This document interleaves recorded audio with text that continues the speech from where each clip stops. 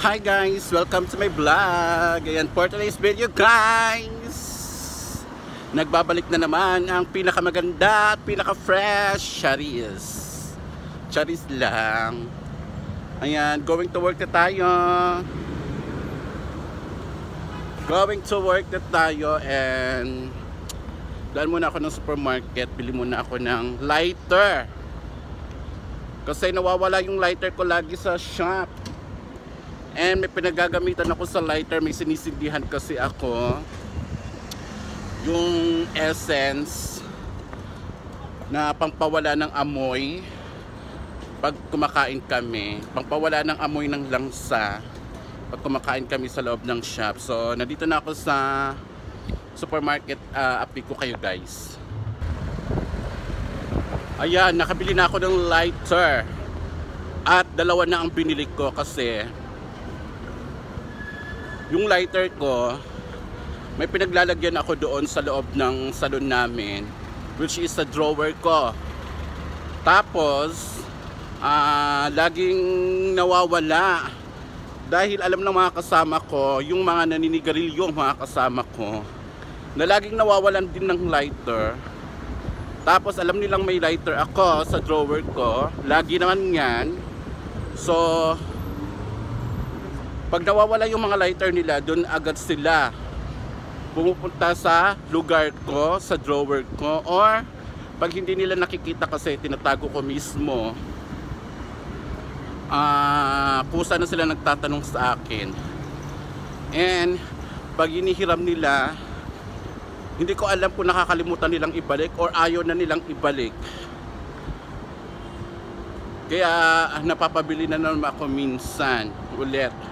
Kahapon, actually may lighter pa ako, pero hiniram nga ng manager ko dahil nanigarilyo siya. So hindi nga na naibalik sa akin, hindi nga na rin ibinalik. Kahapon ba yun? Or nung Monday nung Monday yun, hiniram niya sa akin, tapos hindi nga na binalik. Kakainis.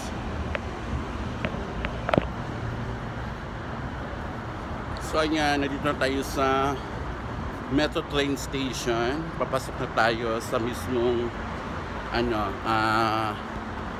sa mismong tawag nito. So since maraming nakaabang, ay marami sila. So mag-escalator tayo dahil ang dami nila dun. Ang dami nila doon, so mag-escalator tayo para kahit paano na exercise naman yun na natin, yung self natin, na exercise natin yung self natin na maglakad-lakad. Kasi nga, alam nyo naman, pagdating sa salon, pagdating sa work ko is nakaupo na ako, agad-agad timpla ng kape, alam nyo yun. So mas okay na yung at least kahit paano nakakapaglakad-lakad tayo. Ayan, walang masyadong tao dito sa escalator.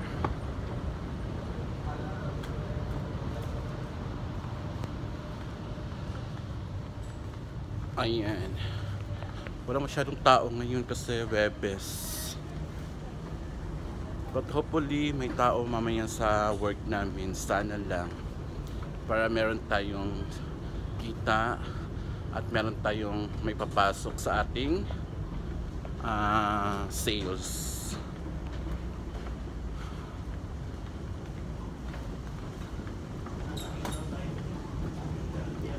So yan guys, nandito na ako sa loob ng train-in. Magtatap na ako ng aking card para makapasok ako mismo at makasakay ako ng train. So update ko kayo later guys.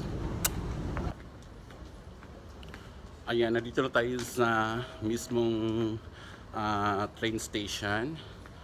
So 5 minutes pa ang waiting. Ipakita ko sa inyo ha. Ayan, 5 minutes waiting pa. 4 minutes na lang. So hintayin natin yung pagdating ng train. Ayan.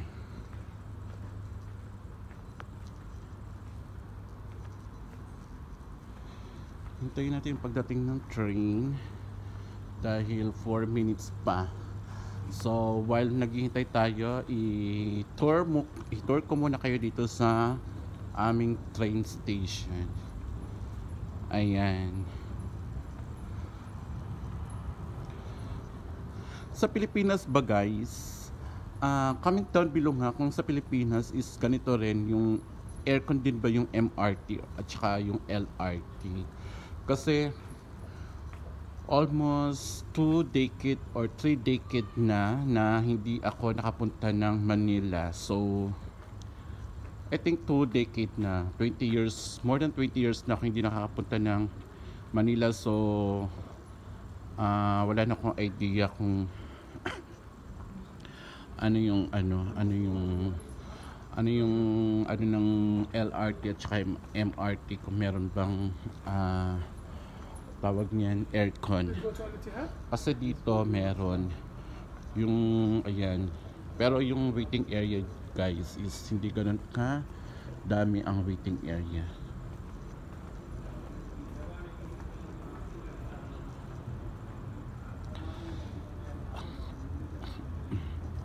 Ayan.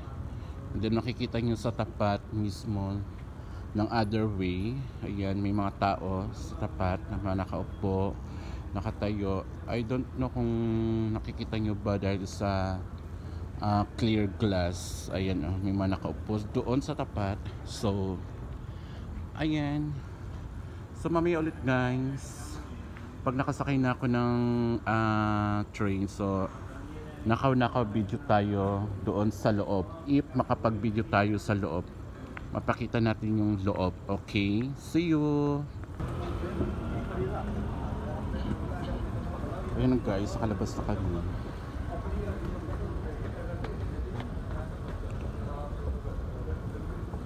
Nakalabas na kami sa train.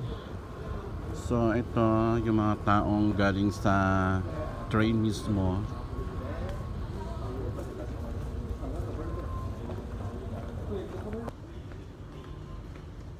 Ayan, waiting bus naman tayo.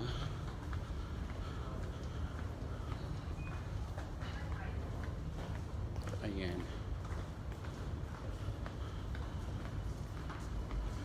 Dito tayo mag-elevator tayo kasi para makita natin yung timing oras ng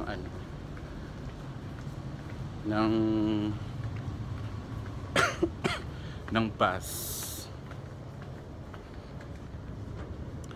Magano tayo, elevator tayo para makita natin yung timing ng oras ng bus. And kung ano man, makapagtambay-tambay pa tayo saglit, di ba?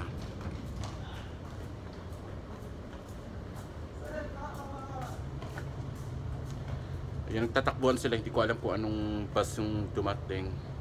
And hopefully kung 62 man yun, makahabol pa tayo. Ayan, nakasakay na tayo. Bilisan. Saktong 1 PM darating ang bus. So 12:48 pa lang. So meron pa tayo mga 12 minutes na hihintayin. Dahil nga 1 PM exactly darating ang bus. So ayan, lumabas lang ako galing sa loob, galing sa waiting area para makapag-vlog tayo. Ilang araw pa tayo hindi nakapag-vlog. I think 1 week na tayong hindi nakakapag-vlog. Hindi tayo nakapag-upload, hindi tayo nakapag-live. So namumula na naman ang ating mga dito, mga dashboard. So ayan, maggawa tayo ng video para may ma-upload tayo. And meron tayong ma-reels. Actually may ma-upload naman ako, kaso lang hindi ko na-upload. Meron ako mga videos na hindi ko pa na-upload, pero i-upload natin later pagdating natin sa salon or mamayang gabi para alam nyo yon, yung hatak ng views natin is makuha natin sa gabi. Kasi nga hindi tayo save ng oras dito. Iba yung oras ng Dubai at Pilipinas at kung sa mga sulok ng mundo. Ayan, so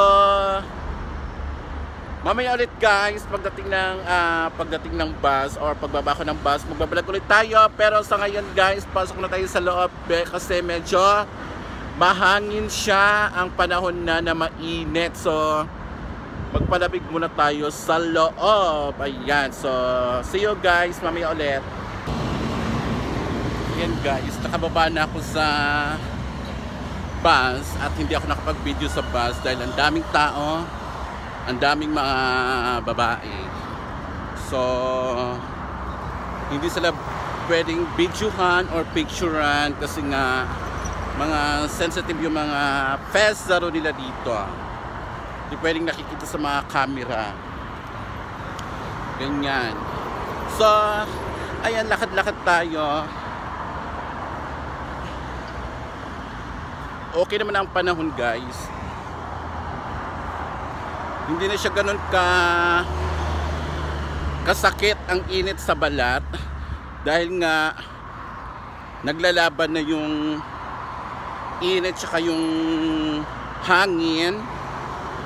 Yung hangin hindi pa malamig pero mahangin na dahil nga pa-winter na. So hindi na siya masakit sa balat yung init. And hindi na rin ganun katapang yung init. Kaya pwede nang hindi magpayong maglakad. Pero dahil medyo maarte tayo and takot tayo umitim sa init kahit na mahangin na, pero payong pa rin tayo dahil Pilipino tayo. Ayan, so dead mahinate. Total wala naman masyadong mga tao rito sa ganitong daan dahil nga mostly na bumababa doon sa bus is konti lang kami mga naglalakad dito papuntang work. And sa mga ganitong oras konti lang talaga, unlike sa morning time. Sa morning time siguro madami sila. Kasi before, pumapasok ako ng 10 or 11, marami talaga naglalakad papunta doon sa mga work namin. So, at this time, medyo hindi na ganun kadami. So, hinihingal na naman ako. Ayan.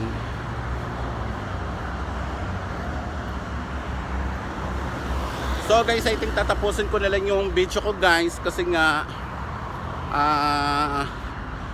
wala rin naman tayong masyadong ganap. So yun lang, basta may ma-upload lang tayo, laban, ganon.